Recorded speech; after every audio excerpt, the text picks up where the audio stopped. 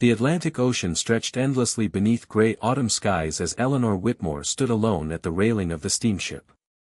The wind tugged at the edges of her faded blue shawl, carrying with it the scent of salt and the promise of a world she had never imagined. Somewhere beyond the horizon lay America, a land she knew only through stories, newspapers, and a handful of carefully written letters from a man she had never met. At 23, Eleanor had reached a difficult crossroads in her life. After her father's passing, the small farm in Yorkshire had fallen into debt. Her older brothers had inherited what little remained, leaving her with few opportunities beyond becoming a servant or relying on distant relatives who already struggled to support themselves. Then came the advertisement. Respectable ranch owner in the Arizona Territory seeks an honest, hard-working wife. Comfortable home. Promise of partnership and family. The letters that followed were simple but sincere. Samuel Harper described broad valleys surrounded by red cliffs, endless skies, and fields where cattle grazed freely. He admitted he was not a poet and had little experience with romance, but he promised kindness, honesty, and a chance to build a future together. For Eleanor, that was enough. She had sold nearly everything she owned to pay for the voyage. In return, Samuel had purchased her train ticket west once she reached New York. Every letter strengthened her belief that perhaps life still held hope. Yet as the ship approached the American coastline, uncertainty crept into her thoughts. What if Samuel disliked her? What if his letters painted a kinder picture than reality? What if she had crossed an entire ocean only to discover she had made the greatest mistake of her life? She folded those worries away as the Statue of Liberty came into view. Hundreds of passengers crowded the deck, cheering and crying as they caught their first glimpse of America. Eleanor remained quiet.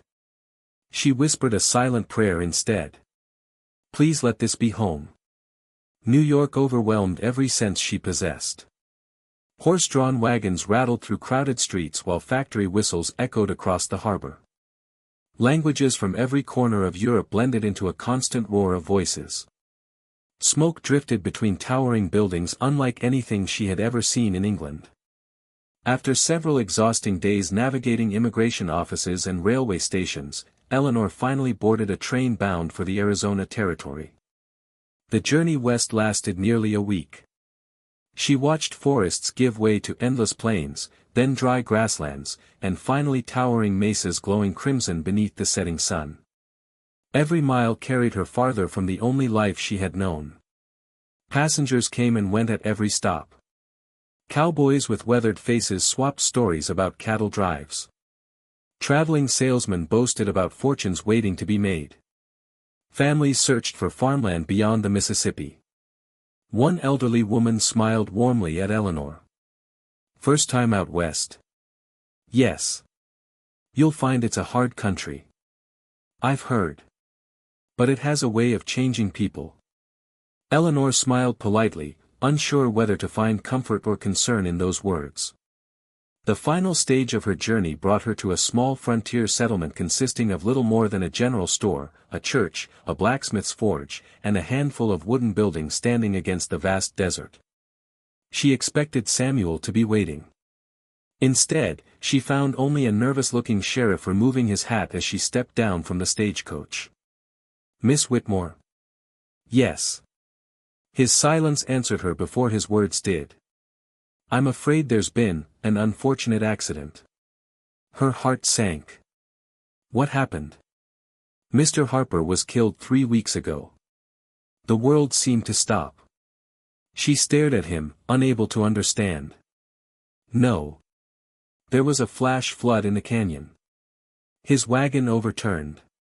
She clutched the worn leather satchel containing every letter Samuel had ever written. I came all this way. I know. The sheriff's expression carried genuine sympathy. He spoke highly of you. Everyone here knew he was expecting his bride. Tears welled in Eleanor's eyes, but she refused to let them fall. Not here. Not before strangers. With no family nearby and almost no money remaining, Eleanor rented a tiny room above the general store. Each evening she reread Samuel's letters. Though they had never met, she mourned the future they had planned together. The townspeople offered what little help they could. Mrs. Dawson, the store owner's wife, found Eleanor work keeping inventory and helping customers. It wasn't glamorous, but it allowed her to earn enough for meals and a bed. Still, whispers followed her wherever she went. The English bride. The poor girl. Such terrible luck. Weeks passed. Winter approached. One afternoon a traveling merchant arrived breathless from the nearby mountains. There was another attack on the North Trail. The sheriff frowned. Bandits? The merchant shook his head. No. Someone else. Rumors spread quickly through town. Some claimed Apache warriors had been seen moving through the high country. Others insisted they were merely defending their ancestral lands from trespassers. Fear mixed freely with speculation. Eleanor listened quietly. She had learned long ago that frightened people often spoke louder than informed ones. Still, she couldn't ignore the growing tension. Supply wagons began traveling with armed escorts. Families hurried indoors before sunset. Even the sheriff admitted the territory had become increasingly dangerous. One evening Mrs. Dawson handed Eleanor a folded map. My sister lives 2 days south. She needs help running her boarding house. You think I should leave? I think you deserve a place where people stop looking at you with pity. Eleanor looked toward the crimson mountains glowing beneath the setting sun. She had crossed an ocean seeking one future. Now she stood before another, uncertain where the road would lead. With quiet determination, she packed her belongings once more. Whatever awaited beyond the frontier, she would face it on her own terms. She had not survived loss, hardship, and an ocean crossing merely to surrender to despair. The journey that had begun with hope was now becoming something entirely different, a test of courage, resilience, and the unexpected paths that destiny sometimes carved through the wilderness. The morning sun had barely risen when Eleanor Whitmore climbed aboard the southbound supply wagon. Her belongings fit into a single leather suitcase and a small satchel that held Samuel Harper's letters, a family Bible, and the few keepsakes she had carried across the Atlantic. Everything else she had once owned belonged to another life. Mrs. Dawson hugged her tightly before the wagon departed. You've always been stronger than you believed, she said. Don't let this country convince you otherwise. Eleanor smiled through grateful eyes. Thank you, for everything. The wagon rolled away, leaving the little frontier town behind in a cloud of dust. The journey was expected to take 2 days, passing through narrow canyons, dry riverbeds, and stretches of desert where towering saguaro cacti stood like silent guardians. Besides Eleanor, there were 4 other passengers, an elderly rancher returning home, a traveling doctor, a young couple hoping to start a homestead, and the driver, Mr. Collins, who knew every bend in the trail. For hours, the trip was peaceful. Golden eagles circled overhead. Lizards darted between sun-warmed rocks. The distant mountains shimmered beneath the afternoon heat. It looks peaceful, Eleanor remarked. Mr. Collins chuckled. That's the trick of the desert. It always looks peaceful, until it isn't. By late afternoon, dark clouds gathered over the western peaks.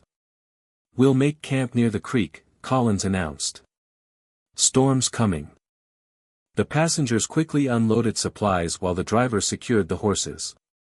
The first drops of rain struck the earth just as everyone settled beneath a rocky overhang. The storm passed within an hour, leaving the air cool and fresh. When they resumed their journey the next morning, the trail looked different. Rain had washed loose stones across the narrow path, and fresh hoofprints crossed the muddy ground. Collins slowed the wagon. These weren't here yesterday. The rancher frowned. Bandits? Could be. Or scouts. No one spoke after that.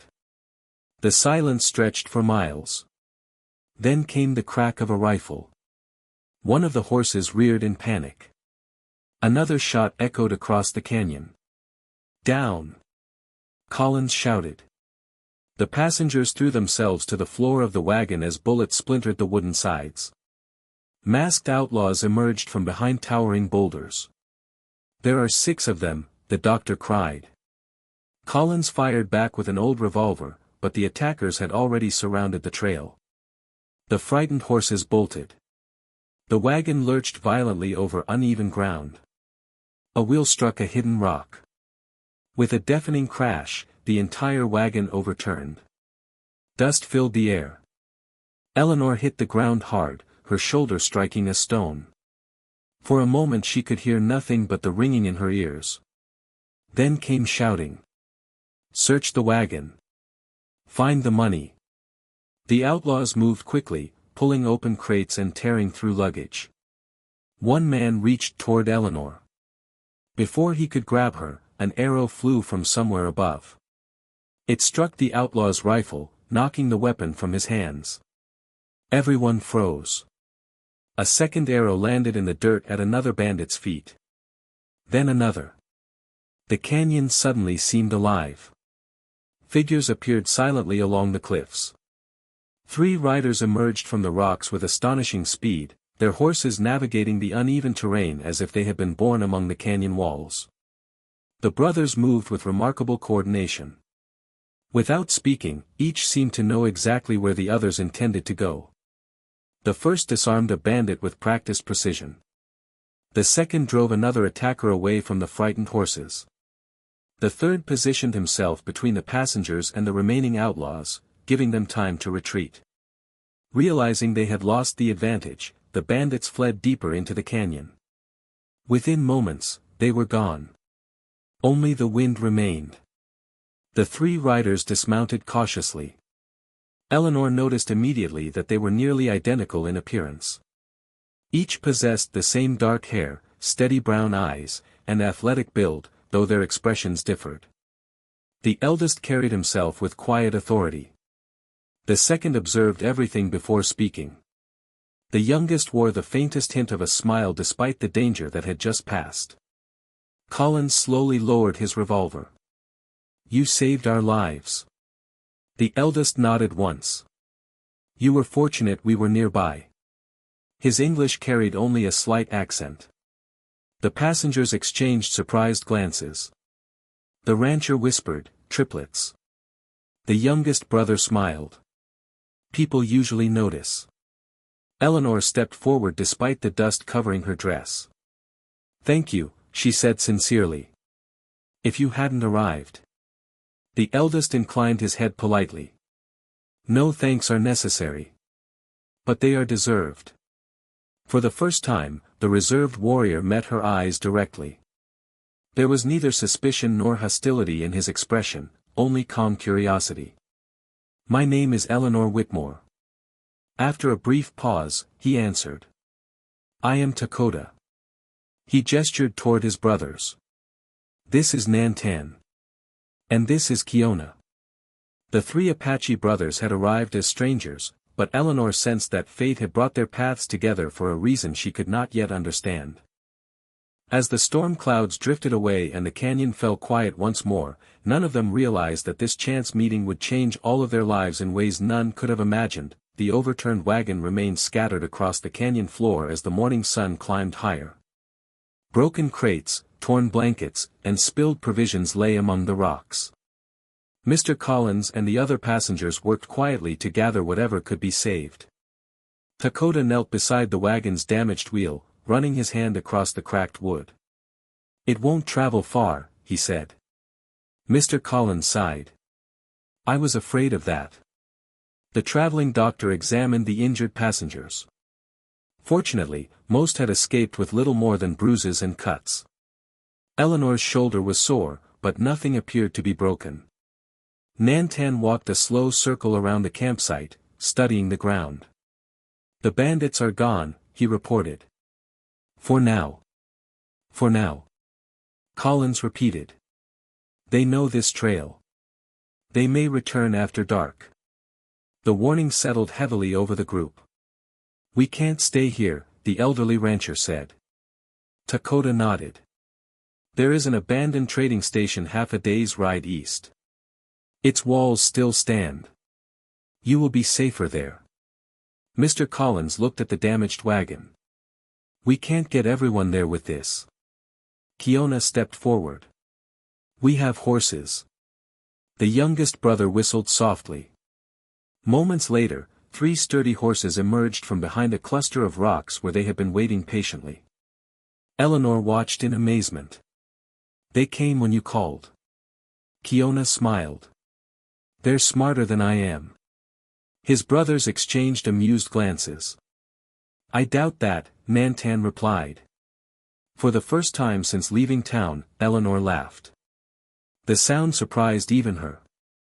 The group divided the remaining supplies among the horses and continued on foot, leading the animals through narrow canyon paths. The Apache brothers moved confidently across the rugged landscape. They rarely needed to discuss which direction to take. A glance or small gesture seemed enough. Eleanor noticed how each brother naturally filled a different role. Dakota walked in front, choosing the safest route and watching the trail ahead. Nantan remained alert behind the group, frequently stopping to examine footprints, broken branches, or distant movement. Kiona stayed near the travelers, helping the older passengers over loose rocks and keeping everyone's spirits high with stories and light-hearted jokes.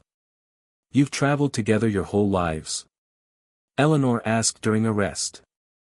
Dakota nodded. Since the day we were born. You never disagree? All 3 brothers laughed. We disagree often, Kiona admitted. We simply don't stay angry for very long. Our father said brothers who compete become weaker, Nantan added. So we learn to succeed together. Eleanor considered those words. Back home, her own brothers had grown distant after their father's death, arguing over land and inheritance until they barely spoke.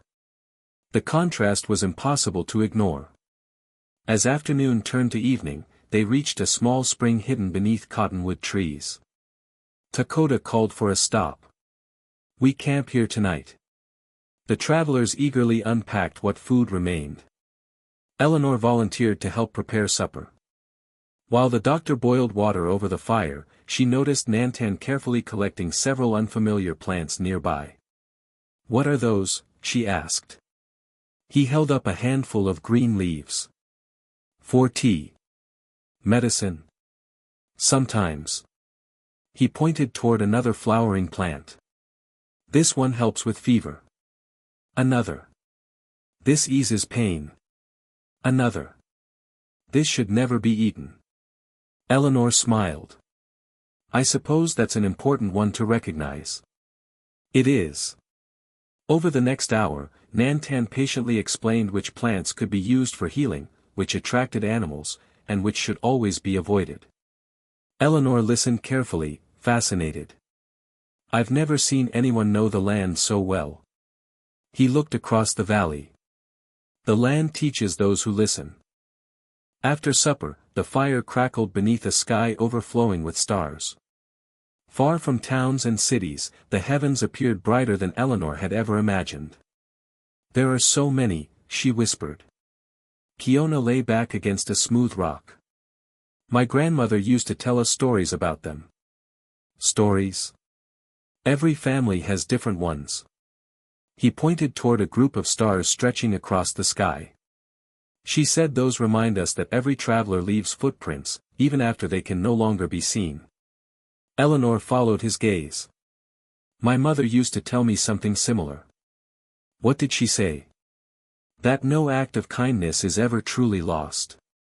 For a moment, no one spoke. Though they had grown up in worlds separated by an ocean, the stories felt strangely familiar. The following morning, the group resumed their journey. As they climbed a narrow ridge, Dakota suddenly raised one hand.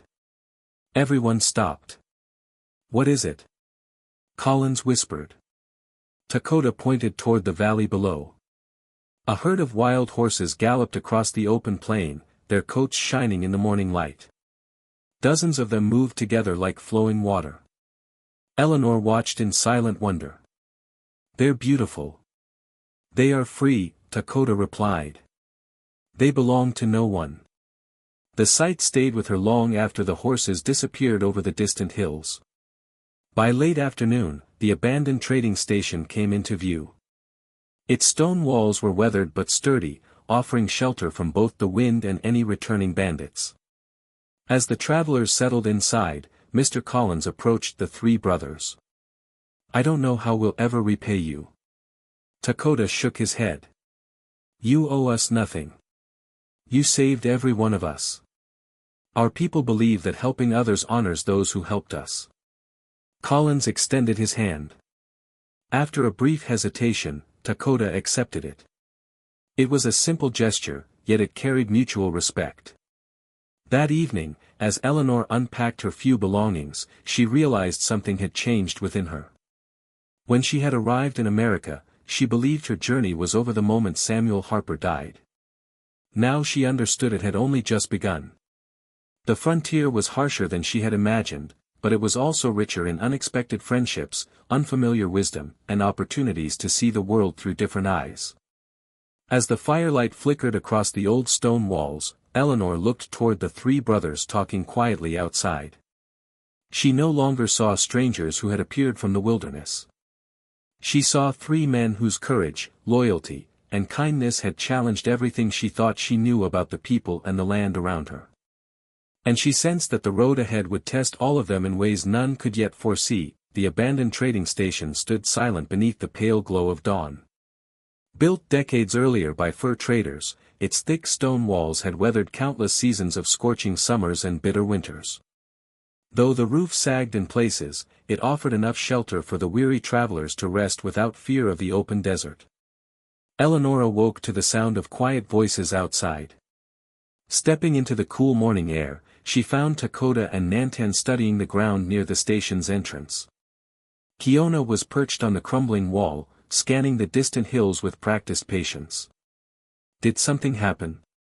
Eleanor asked. Dakota pointed toward several fresh hoofprints pressed into the damp earth. "Someone passed here before sunrise." "The bandits?" she asked. Nantan shook his head. "No." "Then who?" "We don't know yet." The uncertainty was almost more troubling than a clear answer. After breakfast, Mr. Collins announced that the wagon was beyond repair. "I can lead the others south on horseback," he explained, "but we'll have to leave most of the cargo behind." The doctor frowned. "Some of those medical supplies are desperately needed. We don't have enough horses." Silence settled over the group. Finally, Dakota spoke. "There is another route." Everyone turned toward him. "It follows the river through the eastern canyon. It is longer, but safer."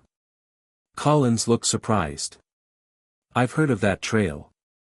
Few travelers use it." "Why not?" "Because most don't know it exists." After a brief discussion, the group agreed to follow the Apache brothers' guidance. The eastern canyon proved unlike anything Eleanor had seen before. Towering cliffs rose hundreds of feet overhead, casting long shadows across the narrow trail. Cottonwood trees lined the riverbanks, their leaves whispering softly in the breeze. Wildflowers bloomed between weathered stones, bringing unexpected bursts of color to the rugged landscape. As they walked, Kiona pointed toward a group of mountain sheep balancing effortlessly on distant cliffs. "They can climb places no horse ever could." Eleanor laughed softly. "I can barely climb the path we're on." "You'll improve. You sound very confident." "I've watched you since yesterday." She looked at him curiously. "You don't quit." The simple observation stayed with her for the rest of the morning. Near midday, the group paused beside the river to refill their water supplies. While everyone rested, Eleanor wandered a short distance downstream. The flowing water sparkled beneath the sunlight, washing smoothly over polished stones. Something unusual caught her eye. Half buried beneath the riverbank was a small leather satchel. Curious, she carefully pulled it free. Inside she found several folded papers sealed with faded wax. They appeared old but well preserved. "Eleanor." Dakota's voice came from behind her. She held up the satchel. I found this. His expression changed immediately. Where? She pointed toward the riverbank. He examined the documents without opening them. We should return. Do you know what they are? Not yet. His cautious tone suggested they might be more important than either of them realized. That evening, after making camp beneath a grove of cottonwood trees, Mr. Collins carefully opened the satchel. The folded documents contained maps, property records, and handwritten agreements bearing official government seals. The doctor's eyes widened. These are land surveys. Collins nodded slowly. And military supply routes. Eleanor looked confused. Why would they be buried beside a river? Before anyone could answer, Dakota spoke quietly. Someone hid them.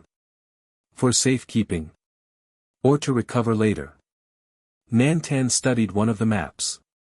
These papers would be valuable. To whom? Eleanor asked. To many people. The realization settled over the group. If someone came searching for the satchel, they would likely follow the trail. The next morning, the travelers moved quickly. Dakota increased the pace, choosing narrow paths that concealed their tracks whenever possible. Eleanor noticed that the brothers spoke even less than usual. Their attention remained fixed on the surrounding landscape.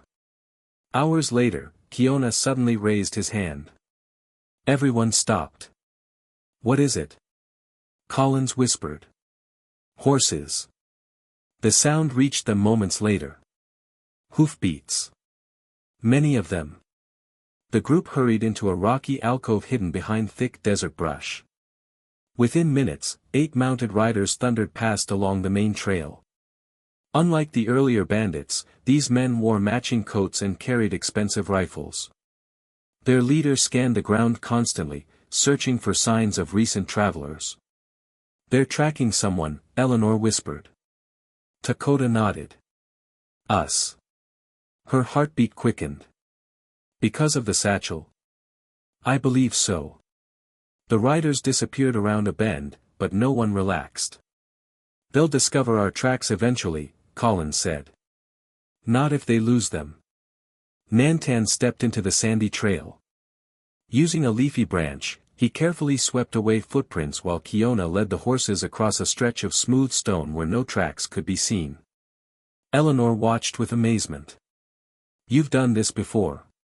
Dakota gave a faint smile. Our grandfather believed survival begins with observation. And ends with preparation. Within minutes, even Eleanor struggled to identify where the group had traveled. Late that afternoon, the canyon opened into a broad valley surrounded by red cliffs. In the distance stood the ruins of an old mission church. Dakota studied the weathered building. We'll rest there tonight. As the group approached, Eleanor noticed faded carvings above the entrance and a weathered bell hanging silently from its tower. Inside, broken benches lay scattered across the stone floor, but the walls remained strong. For the first time all day, everyone allowed themselves to breathe a little easier. While preparing the evening meal, Eleanor unfolded one of Samuel Harper's old letters. Reading his familiar handwriting reminded her how different her life had become in such a short time. Weeks earlier, she had crossed an ocean expecting to marry a man she had never met. Now she was crossing deserts alongside 3 brothers who had become trusted companions. Life had not given her the future she expected. Instead, it had offered a path she never could have imagined. Outside, Dakota stood watch beneath the setting sun. Far across the valley, a faint plume of dust rose into the evening sky. The riders had not given up the search. And deep within the leather satchel rested secrets important enough for dangerous men to chase across the Arizona frontier. Eleanor realized their journey had become far more than a simple trip to safety. They were now carrying something that could change the fate of the frontier, and they would have to decide whom they could trust before it was too late. The first rays of sunrise filtered through the broken windows of the old mission, painting long bands of golden light across the worn stone floor. Eleanor had slept little. Every gust of wind outside sounded like approaching horses, and every distant cry of a hawk reminded her that someone was still searching for the leather satchel. Dakota had kept watch through most of the night. When Eleanor stepped outside, he was already standing on a nearby ridge overlooking the valley. His eyes remained fixed on the horizon. "You should rest," she said softly. "I will," he replied, "when we reach a safer place." She joined him on the ridge.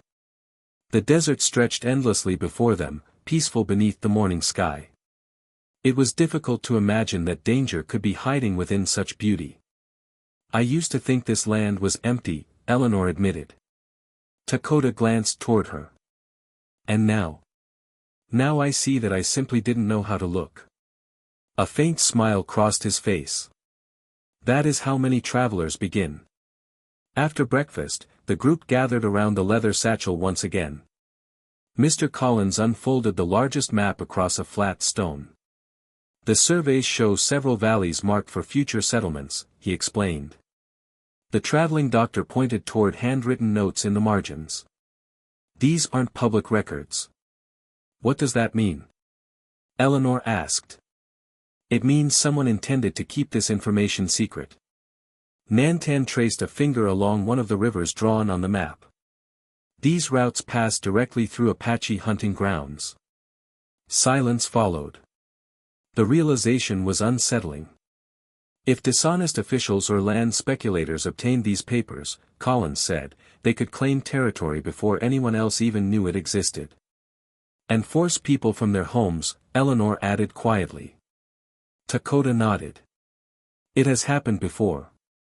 Their conversation was interrupted by the distant sound of church bells. Everyone looked toward the valley. "There shouldn't be bells out here," Collins whispered. "There isn't another settlement for miles." Kiona climbed the remains of the mission's bell tower.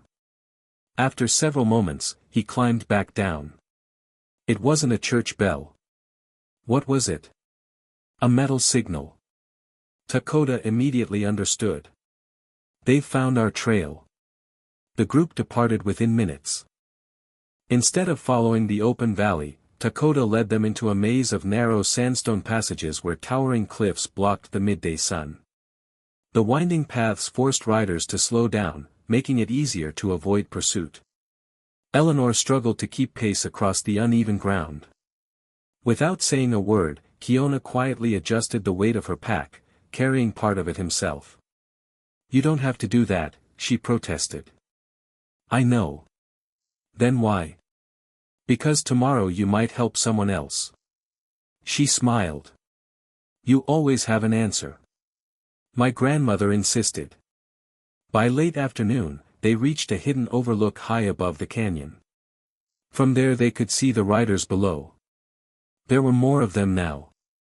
Nearly a dozen men searched the valley, splitting into smaller groups to cover more ground. One rider carried a rolled map remarkably similar to the one inside the satchel. "They know exactly what they're looking for," Collins observed. "They don't know where it is," Nantan replied. "Not yet." That evening, the travelers made camp beside a small spring concealed among juniper trees. As darkness settled over the canyon, Eleanor found herself sitting beside the fire with the three brothers. The others had already gone to sleep. "I've been wondering something," she said. Dakota looked up. "When we first met, why did you help us?" He considered the question carefully before answering. "Our father believed courage is measured by what we protect, not by what we conquer."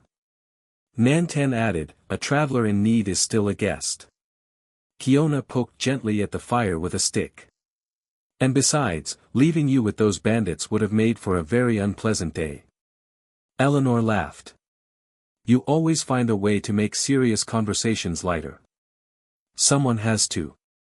The warmth of the fire seemed to erase the distance that had once existed between them.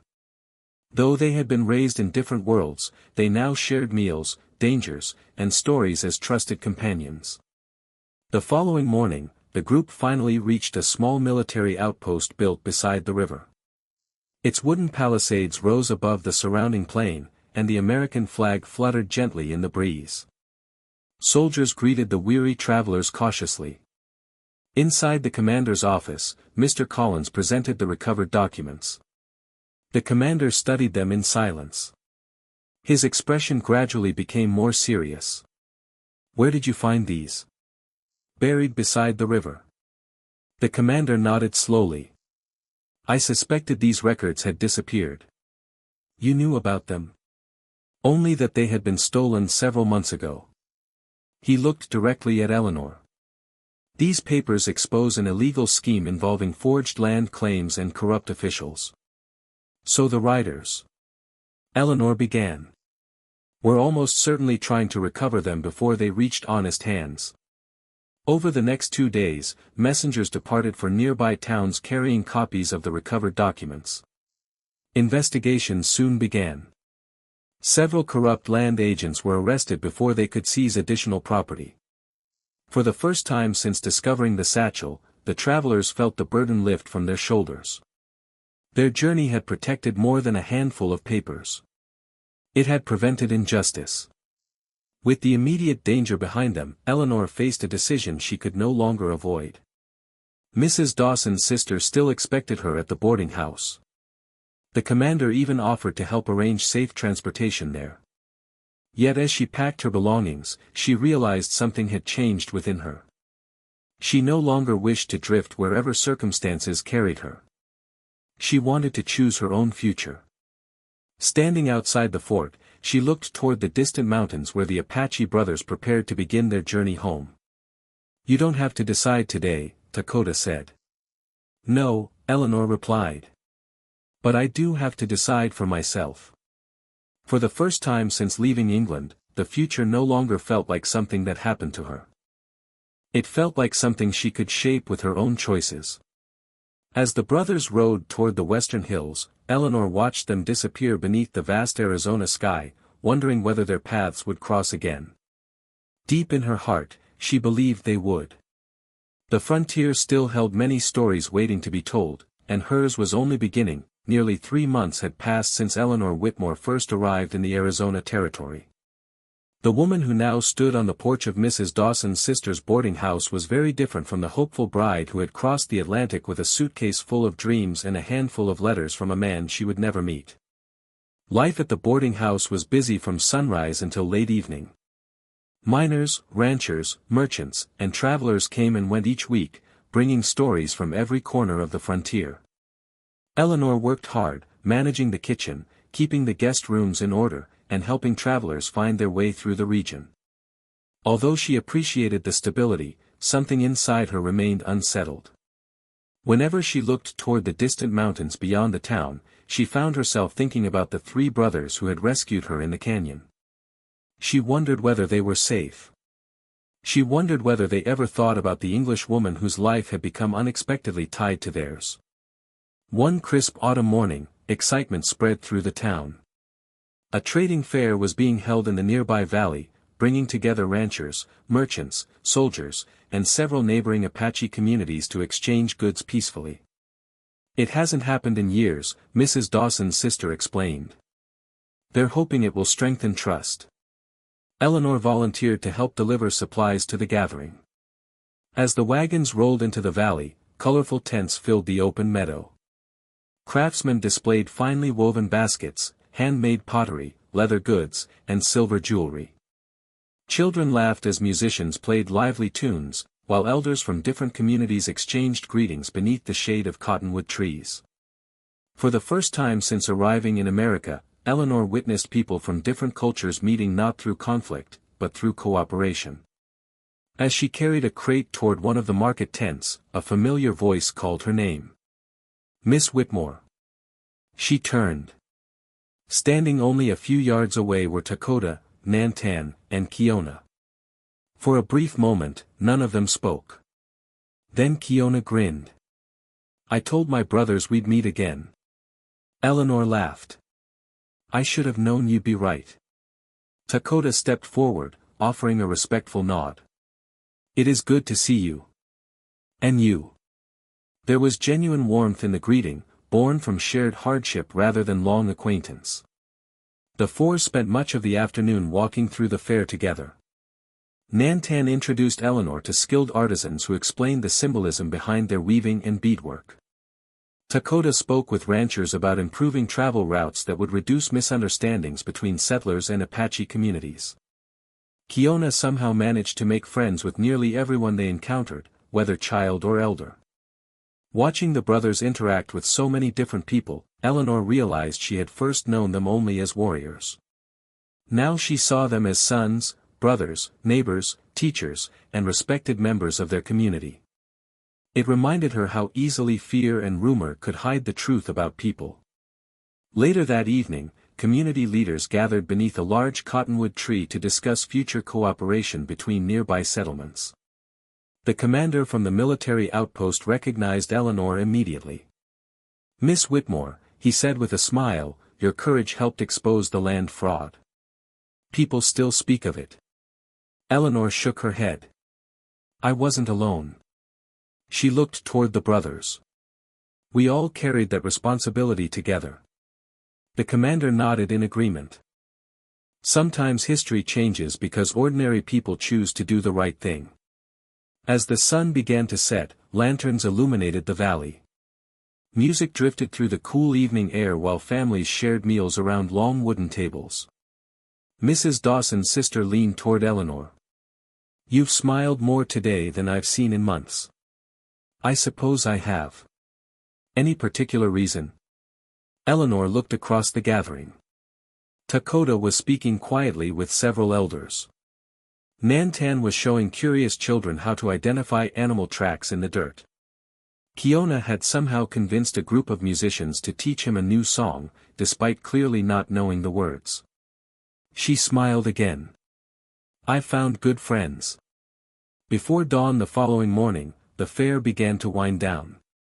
Wagons were loaded. Tents were folded. Travelers prepared to return home. Eleanor walked with the brothers to the edge of the valley. "I've made my decision," she said. Dakota waited patiently. "I'll remain in Arizona." Kiona raised an eyebrow. "Not returning to England?" She shook her head. "My home isn't the place I left behind anymore." "What will you do?"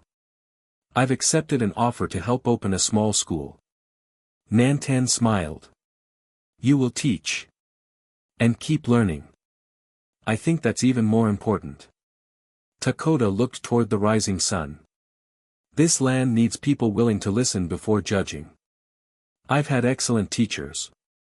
The brothers exchanged modest smiles. As they prepared to part ways once again, Kiona extended his hand. "No promises about when we'll meet again." Eleanor shook it warmly. "But we will. I believe so." Dakota and Nantan offered the same quiet gesture of friendship. There were no grand speeches. No dramatic farewells. Only the understanding that some friendships, once forged through hardship and mutual respect, endure regardless of distance. Years later,